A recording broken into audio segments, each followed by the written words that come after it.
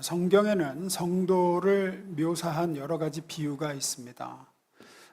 예수님은 너희는 세상의 빛이다, 너희는 세상의 소금이다 이렇게 비유하셨고, 또 사도 바울은 서신서에서 너희는 그리스도의 향기다, 그리스도의 편지다라고 하기도 했습니다.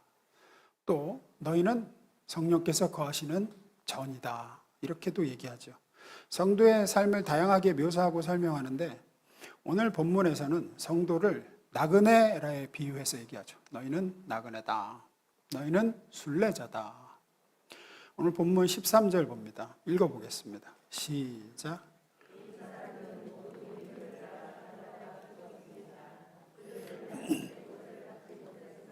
그것들을 멀리 바라보고 기뻐했습니다. 그리고 그들은 이 세상에서 잠시 머무는 나그네에 불과하다는 것을 고백했습니다. 성도들은 나그네에 불과한 사람들임을 믿음의 사람들은 고백하고 살았다 그래요. 왜 나그네라고 표현하는가? 우리가 예수 그리스도를 나의 구주와 주님으로 모셔드리는 순간, 믿고 모셔드릴 때 우리는 하나님의 사랑받는 아들, 딸이 됩니다. 동시에 이 땅이 아닌 하나님 나라의 백성이 됩니다. 그렇게 우리가 천국 백성이 되는 순간 이 땅에서는 뭐가 될까요? 나그네가 되는 겁니다. 나그네가 되는 거예요. 이 땅의 주민이 아닌 나그네가 됩니다. 이 나그네를 영어로 필그림이라고 성경에서 번역했는데 우리나라 말로 하면 순례자라는 뜻이에요. 목적지가 있어요. 여기는 잠시 머물러서 가는 곳이고, 여기는 잠시 있다가 내 목적하는 바를 가는 사람이죠. 오늘 본문에는 신앙의 우리 선배들이 인생 이 순례의 길을 믿음으로 살다가 믿음으로 죽었다 이렇게 얘기해요. 13절 다시 봅니다. 이 사람들은 다 믿음을 따라 죽었으며 약속을 받지 못했을 때 그것들을 멀리서 보고 환영하며 또 땅에서는 외국인과 나그네임을 증언하였으니 그래요. 오늘 나그네라는 주제의 제목을 가지고 말씀을 좀 나누려고 그러는데 두 가지를 나누려고 합니다. 두 가지 하나씩 봅니다. 첫 번째 읽어봅니다. 시작. 성경이 말하는 왜 성도가 나그네라고 비유되는가? 이게 나그네의 개념, 순례자의 개념을 이해하려면 먼저 창세기에 나오는 족장들이죠. 아브라함과 이삭과 야곱의 삶을 좀 들여다볼 필요가 있습니다. 아브라함은 먼저 갈대아 우르에서 하나님의 부르심을 받아서 자기 본토 친척 고향을 떠나게 되죠. 그렇게 가다서다를 반복한 끝에 아브라함은 마침내 하나님이 자기와 자기 자손에게 주시겠다고 약속한 가나안 땅에 도착을 합니다. 이제 약속의 땅에 도착해서 들어갔으니까 그 땅에서 집 짓고 정착하고 안주하고 살 것으로 예상할 수 있는데, 성경을 보면 아브라함은 우리의 예상과는 다른 모습으로 삽니다. 가나안 땅에 도착해서 살기는 사는데 가나안 땅에 이미 살고 있던 사람들하고는 다른 모습으로 살아가요. 아브라함뿐만 아니라 아브라함의 아들 이삭도 손자 야곱도 마찬가지였습니다. 어떻게 사느냐?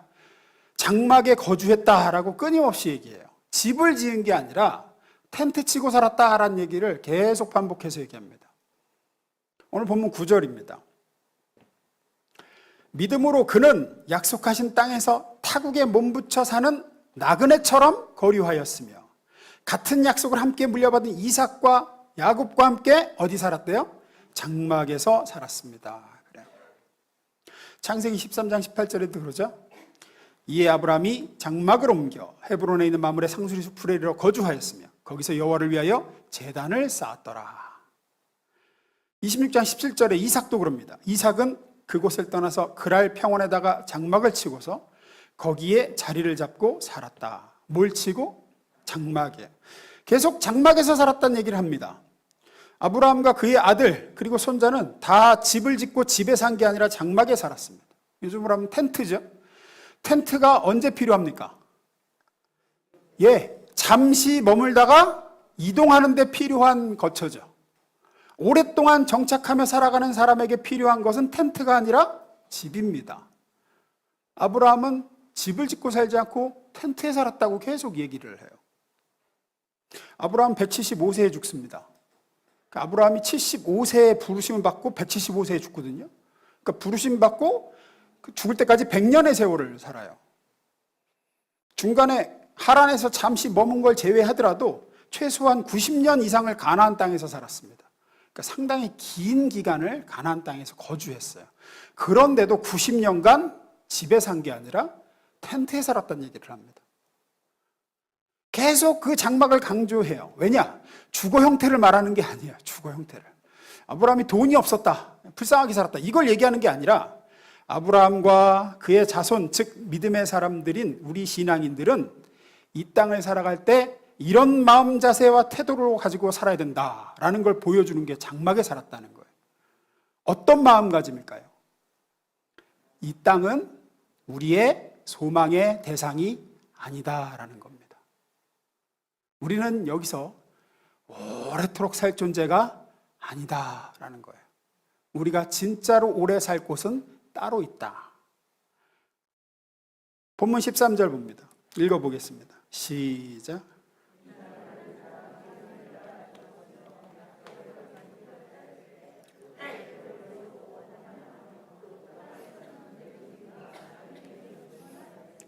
두 단어로 얘기하죠. 그 가나안 땅에서는 남들도 자기를 그렇게 보고 자기도 자기를 그렇게 소개했다 그래요. 아브라함, 이삭, 야곱이 뭐라고?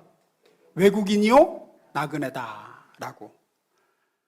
여기서 외국인이라는 단어를 먼저 보면, 외국인이라는 단어는 거류하는 자라고도 번역되어 있는데, 단순히 외국에서 온 사람을 뜻하는 게 아니라 이 단어 원어의 뜻에는 이런 의미가 있어요.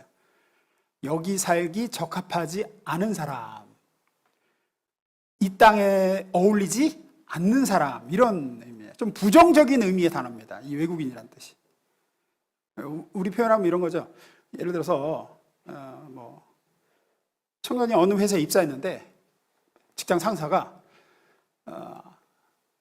유현진 씨는 이 일에 적합하지 않은 것 같다, 혹은 당신은 우리 회사에 적합한 인재가 아닌 것 같다 라는 말은 뭡니까? 거절이죠. 거부예요. 너는 여기하고 안 어울려, 안 맞아, 니하고 너하고 우리 회사는 안 맞아. 또 예를 들어서 연인끼리 둘이 사귀다가 작별을 구할 때 뭐라고 그래요? 우리는 서로 잘 안 어울리는 것 같아요, 안 맞는 것 같아요, 이렇게 얘기하죠. 여기서 말하는 외국인은 그런 의미입니다. 거부의 의미가 담겨 있어요. 그 땅에 사는 사람들이 아브라함과 이삭과 야곱을 볼 때 쟤네들은 우리하고 달라, 쟤네들은 이 땅에 어울리지 않아, 쟤네들은 여기 살기 적합하지 않은 애들 같아 라고 봤다는 거예요. 또 본인들 스스로도 나그네라고 얘기했다고 그럽니다. 나그네라는 단어는 원어상으로 보면 최종 목적지를 향해서 지금 있는 곳을 잠시 거쳐 지나가는 사람을 일컬어요. 원어에서 보면 정확하게는 숙박업소에 일시적으로 투숙하고 있는 사람을 일컫는 단어예요. 지금 현대를 예를 들자면, 예를 들어서 공사 현장에서 일하는 노동자가 공사 현장을 따라서 계속 일을 다녀야 되죠. 근데 공사 현장이 집에서 멀어요. 그러면은 어떻게 지내죠?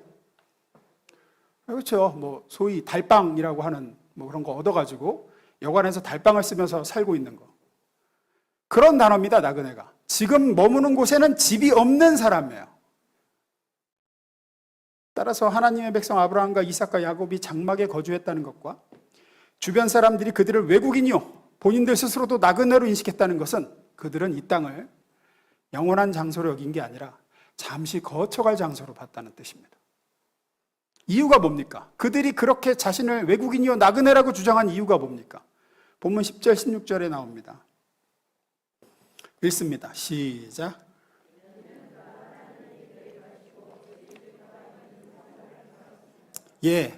따로 바라본 곳이 있다는 거예요.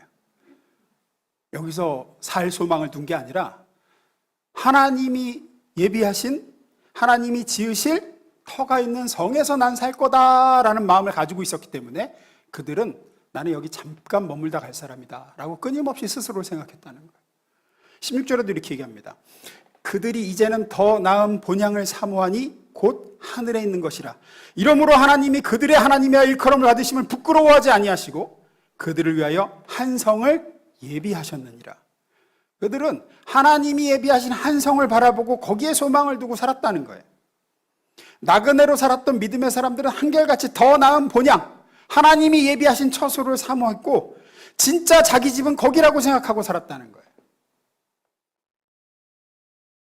자신들이 살고 있는 가나안 땅과 비교해 볼 때 비교 대상이 되지 않을 정도로 좋은 곳임을 그들은 믿었고, 본 적이 없지만 하나님이 예비하신 성을, 그러나 여기하고는 피할 바 없이 좋은 곳이라고 믿었고 그곳을 소망하고 거기를 사모하고 살았기 때문에 이 땅에 마음과 미련을 두지 않았다. 이런 나그네 정신은 구약시대의 이 족장들뿐 아니라 신약시대에도 그대로 계승되고 적용됩니다. 빌립보서 3장 20절에 이렇게 얘기합니다. 사도 바울이 한 얘기죠. 그러나 우리의 시민권은 하늘에 있습니다. 우리는 여기 소속이 아닙니다. 베드로 사도도 그렇게 얘기합니다. 베드로전서 2장 11절. 사랑하는 자들아, 거류민과 나그네 같은 너희를 권하노니. 우리 성도들 지금 뭐라고 표현하고 있어요? 거류민이요, 나그네. 거류민은 외국인들, 아까 얘기한 그 얘기예요. 여기 이 땅에 적합하지 않은 너희들, 영혼을 거슬러 싸우는 육체의 정욕을 제어하라. 사도 바울도 사도 베드로도 성도의 삶은 아브라함이 고백하던 것 같은 나그네의 삶이다 라고 얘기해요. 신구약을 막론하고 하나님의 백성들은 전부 나그네 의식이 있었습니다. 나그네 의식은 이 세상의 것을 사랑하지 않고 이 세상의 마음과 소망을 두고 살지 않는 걸 얘기합니다. 잠시 머물다 가는 곳이기 때문에 이 땅에 많은 것들을 마음을 쏟고 여기에서 뭐를 쌓아두려고 하지 않는다는 걸 얘기해요. 제가 8년 전쯤에 단기 선교 가기 전에 답사를 좀 갔다 올 겸 해서 우리 권목사님 네 분이 선교하시는 필리핀에 일주일 정도 다녀온 적이 있습니다. 만약에 제가 거기 일주일 머물면서 가구가 없으니까 불편해, 가구 사다 들여놓고 숙소에 세탁기, 냉장고, 텔레비전, 차가 있어야 되겠다 로 자동차 샀다고 생각해 보십시오. 그리고 시간이 돼서 일주일 지나서 한국에 다 두고 들어와 버렸어요. 그거 놓고. 그걸 봤다 그러면 여러분은 어떻게 생각하시겠습니까? 정신 나간 짓이죠. 제가 차를 사고 가구를 사고 냉장고, 세탁기를 산다 그러면 어디서 사야 돼요? 지속적으로 거주할 곳에서 사야 되는 거예요. 지속적으로 거주하며 살아갈 곳, 그곳을 성경은 더 나은 본향, 하나님이 예비하신 천국이라고 얘기하는 겁니다. 그렇다 그러면 여러분은 어떻게 살고 있습니까? 여러분은 정말 나그네로 살고 있습니까? 여러분의 마음과 소망이 하늘에 있습니까? 정말 여러분은 이 땅을 잠시 머물다 갈 곳으로 생각하는 게 맞는지,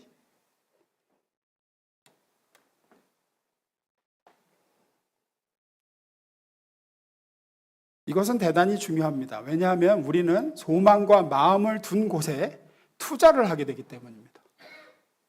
우리는 소망과 마음을 둔 곳에 투자를 하게 되고 투자를 한 곳에 또 마음이 가요. 사람은 자기가 투자한 일에 집착하기 마련입니다. 따라서 천국에 투자하면 천국에 집착을 하고요, 세상에 투자하면 세상에 집착을 하는 거예요. 사람은 어쩔 수가 없어요. 주식 투자한 사람은 하여튼 시시각각 변화하는 주식의 흐름에 모든 신경을 집중합니다. 예배 시간에도 보면요, 수시로 아이고 떨어졌네, 아이씨 떨어졌네, 핸드폰 열어가지고 뭐 하나 이렇게 보면 주식 확인하고 있어요. 주식. 아이씨, 왜 그럴까요? 내가 투자했기 때문입니다. 그래서 마음이 어디로 가요? 투자하는 곳으로 가요. 그것이 인간의 마음이에요. 따라서 우리가 예수를 바라보자. 예수를 바라보자. 하나님과 동행하자라고 하면 여러분은 투자를 거기에 해야지만 바라볼 수 있어요. 하지 말라고 해도 시시각각 예수만 바라보게 될 거예요. 내 마음을 거기에 쏟고 내 시간과 정성을 거기에다 쏟고 돈을 하나님 나라에다가 쏟으면 그렇게 안 하려고 해도 그렇게 돼요. 사람은 그런 존재예요. 요한일서 2장 15절에서 그래서 이렇게 얘기합니다. 읽습니다. 시작. 여러분은 세상이나 세상에 속한 것들을 사랑하지 마십시오. 세상을 사랑하는 사람에게는 그 마음속에 아버지를 향한 사랑이 없습니다. 사람의 마음은 나눠지는 것이 아니기에 여러분이 이 땅을 영원히 거주할 처소로 생각하며 이곳이 장막으로 아니라 집으로 여기고 여기에다 온갖 것을 쏟아부으면 여러분의 안에는 하나님을 향해서 갈 사랑이 없습니다. 사람은 그런 존재입니다. 나그네로 사십시오. 우리는 이곳에서 잠시 머물다가 우리 지난주에도 장례 치렀는데 우린 다 장례 치르고 다 타두고 떠나야 되는데 그거 어떻게 하려고 그래요? 그때 되면은. 저와 여러분이 나그네요 거류민으로 사는 믿음의 사람들로 세워지기를 축원합니다. 두 번째 보겠습니다. 읽습니다. 시작. 나그네에게는 능력이 있다라는 얘기를 좀 하고 마무리 지려고 그래요. 인간 안에는 끝간데 모르는 욕심과 욕망이 있습니다. 사람은 다 나름의 욕심과 욕망들을 가지고 있습니다. 그래서 잠시 살다가 가는 이 땅이다라고 아무리 얘기를 해도 우리는 이 땅에서 더 많이 채우고 좀 더 풍요롭고 더 폼나게 살고자 하는 마음이 우리 속에는 다 있습니다.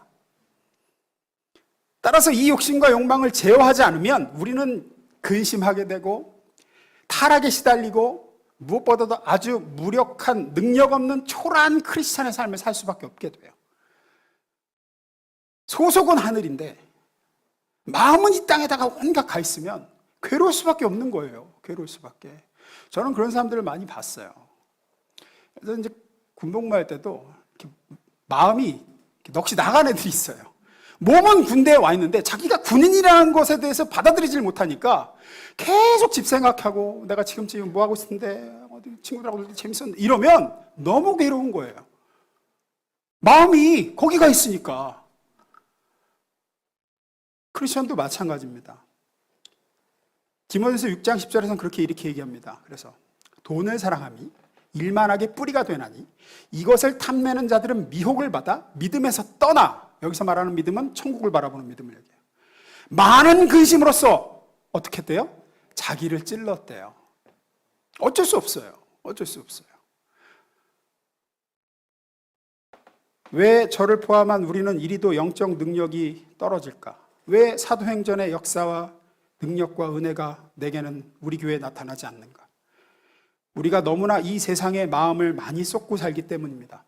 곧 사라질 것에 소망을 두고 살기 때문에 그 결과 우리 내면엔 늘 갈등이 있고 고뇌가 있으며 평안이 없고 위로부터 부어지는 능력을 덧입지를 못합니다. 우리 안에 발생하는 수많은 문제와 어려움과 갈등의 원인들을 잘 보세요. 많은 원인 중에 하나가 뭐냐면 사랑해서는 안 될 것을 사랑하고 마음을 두어서는 안 될 대상과 일에 관심과 마음을 쏟을 때예요. 사업하는 사람은 사업에 마음을 쏟아야지만 이게 굴러가게 되는데 내가 이거 할 사람이 아닌데 자꾸 이러면 괴로울 수밖에 없는 거예요. 사무엘하 13장에 보면 다윗의 아들 암논이 자기의 배다른 누이 다말을 사랑하는 모습이 나와요. 이성적으로 자기 배다른 누이를. 그래서 마음이 불편하고 힘들고 괴로워서 병이 나는 모습이 나옵니다. 누군가를 사랑하는 것은 좋은 것인데 왜 마음이 괴롭고 병이 났을까요? 사랑해서는 안 될 대상인 자기 배다른 누이를 사랑하기 때문입니다. 그래서 혼란스러운 겁니다. 사랑할 대상이 아닌 대상을 사랑하고 마음을 두어서는 안 될 대상에게 마음을 두니까 괴로운 거죠. 우리도 똑같습니다. 우리는 하늘의 백성이고 그곳에서 영원히 살 사람들이고 하나님을 주인으로 모시는 사람들인데 마음을 두어서는 안 될 세상 것에 마음을 잔뜩 갖다 주고 사랑해야 될 하나님께 사랑을 주는 게 아니라 이 세상과 그곳에 속한 것들에 사랑을 쏟으면 혼란스러움과 어려움과 갈등과 고뇌가 되는 거예요. 믿음의 선진들이 이 땅에 나그네로 살았다는 것은 자기가 정말로 사랑해야 될 대상과 그러지 말아야 할 대상, 마음을 쏟아야 될 대상과 그러지 않아야 할 대상을 분명히 했다는 것을 말합니다. 그들은 이 땅과 그 속에 속한 것에 마음과 사랑을 쏟지 않았습니다. 장차 가게 될 하나님의 나라와 그것을 우리에게 주실 구원하신 하나님께 그들의 마음을 두고 사랑을 쏟았죠.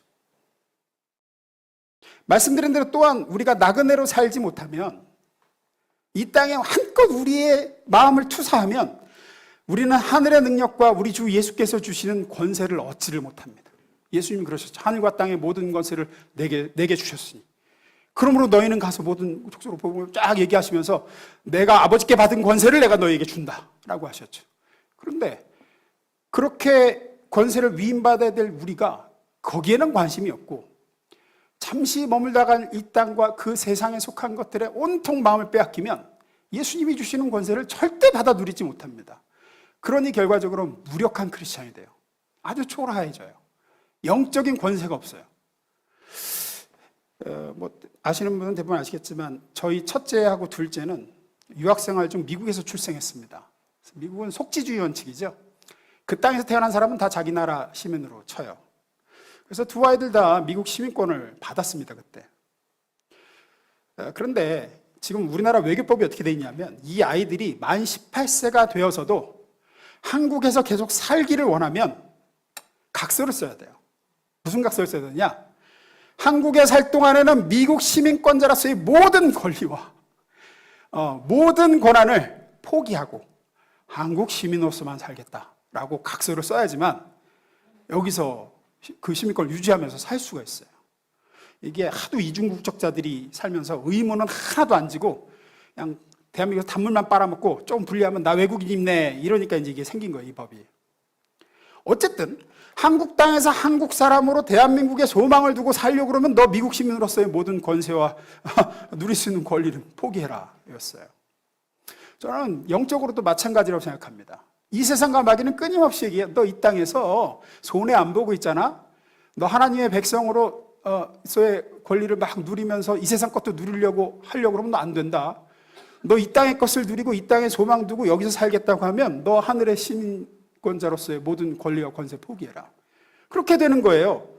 그래서 이 땅에 마음을 쏟고 그냥 이 땅 것만 바라보고 여기서 잘 먹고 잘 사는 게 유일한 목적인 사람들은 영적인 권세가 없습니다. 하늘로부터 임하는 능력이 없어요. 그 사람들은 나타나지를 않아요. 계속 그렇게 가면 예수 믿는다는 홀만 있지 능력은 없는 초라한 크리스천이 됩니다. 히브리서 11장 33절 34절에서는 이렇게 얘기합니다. 한번 읽어보겠습니다. 시작. 옳은 일을 하였으며 약속된 것을 받았고 사자들의 입을 막기도 했습니다. 또 불가운데서 구원을 받았고 칼날도 피했으며 약한 사람이 강해지고 싸움터에서 용감하게 외국 군대를 무찌르기도 하였습니다. 지금 누구 얘기를 하냐?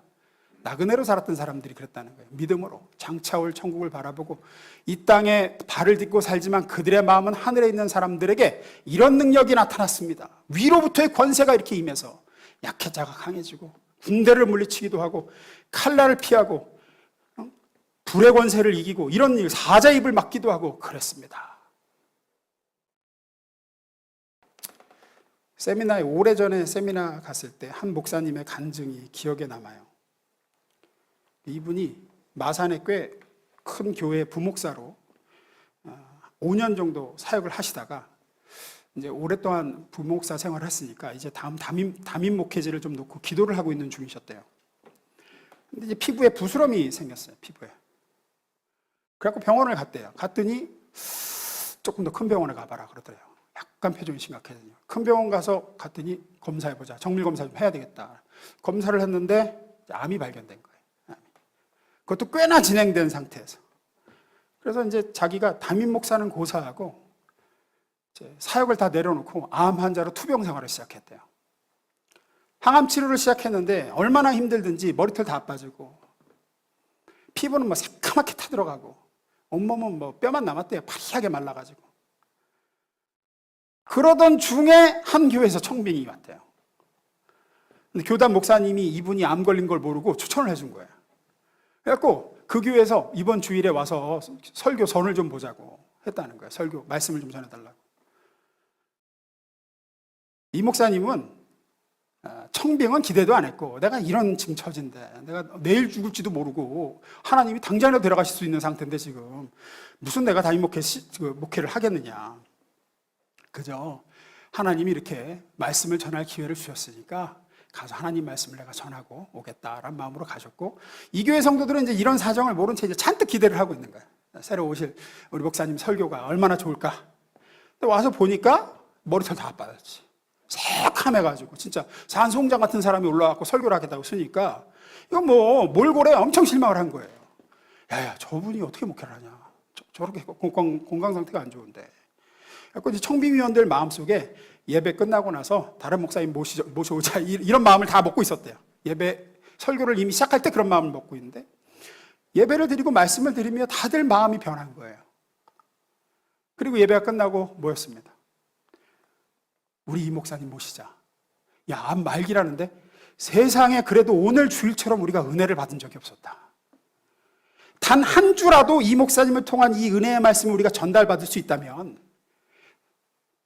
한 주만 더 설교하시고 그 다음에 하나님 데려가신다고 하더라도 한 번만 더 듣는다 하더라도 이런 가슴을 울리고 우리를 회개케 하는 말씀을 들을 수 있다면 이게 얼마나 엄청난 축복이냐.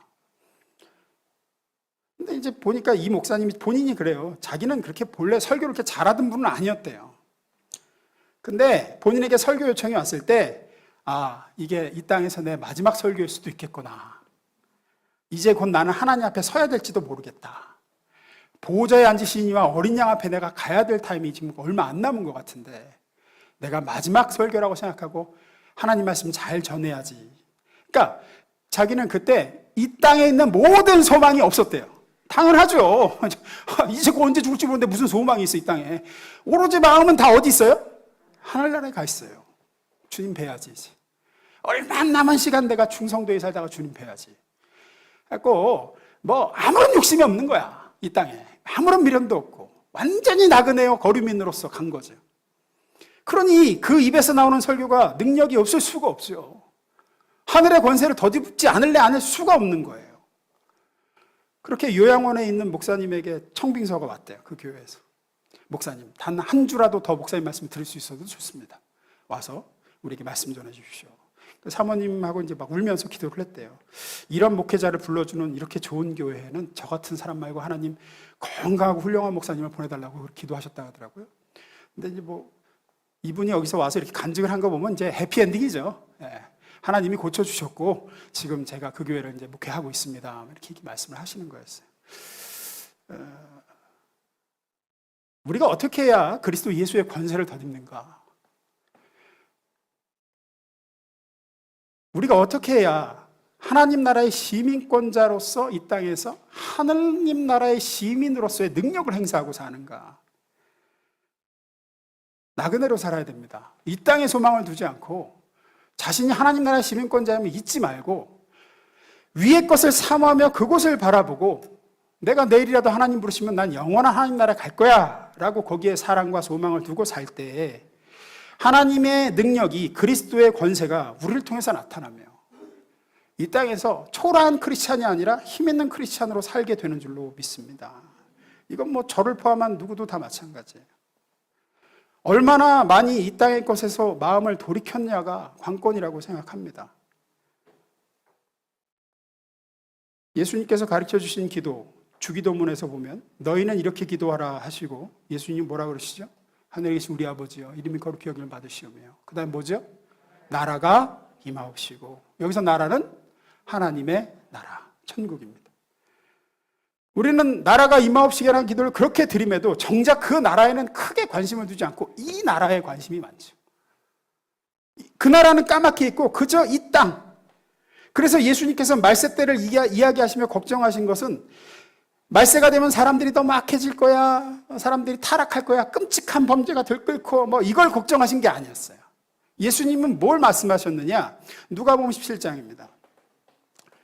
노아가 방주에 들어가던 날까지 사람들이 먹고 마시고 장가들고 시집가더니 홍수가 나서 그들을 다 멸망시켰으며, 28절, 또 롯의 때와 같으리니 사람들이 먹고 마시고 사고 팔고 심고 집을 짓더니 롯이 소돔에서 떠나가던 날에 하늘로부터 불과 유황이 비오듯 하여 그들을 멸망시켰느니라. 이게 무슨 얘기입니까? 말세가 되면 사람들은 하나님의 자기의 인생의 끝이, 이 땅에서 삶의 끝이 곧 다가오는 줄도 모르고 오로지 관심은 먹고 마시고 장가들고 시집가고 사고 팔고 심고 집 짓고에 온갖 마음과 소망과 사랑을 투사하더라는 겁니다.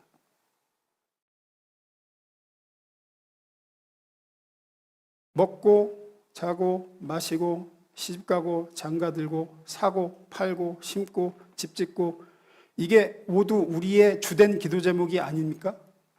하루 종일 애쓰는 거 아닙니까? 예수님은 내가 다시 올 때 믿음을 보겠느냐라고 하셨어요. 그 믿음은 주님의 나라, 하나님의 천국, 잠시 살다가 오라고 하시면 가서 영원히 살게 될 그 본향에 대해서는 아무런 관심도 생각도 기울이지 않고 그저 이 땅만 바라보고 세상에 푹 빠져 사는 것, 그걸 얘기하신 겁니다.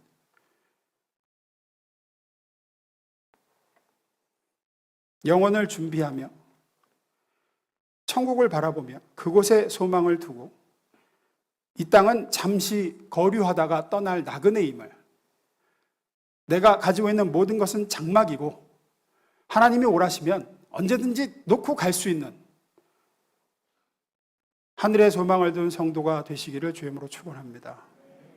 늘 말씀드렸지만 양다리는 결국은 아무것도 못 얻어요. 양다리는 결국 양쪽에서 요구도 먹고 손해봐요. 세상에 속한 사람들은 아예 세상으로 한 다리를 세상 쪽으로만 걸친 세상 사람들은 세상에서 낙이라도 실컷 누린다니까요. 세상이 주는 혜택도 받고 마귀가 자기 거니까 아낀단 말이에요.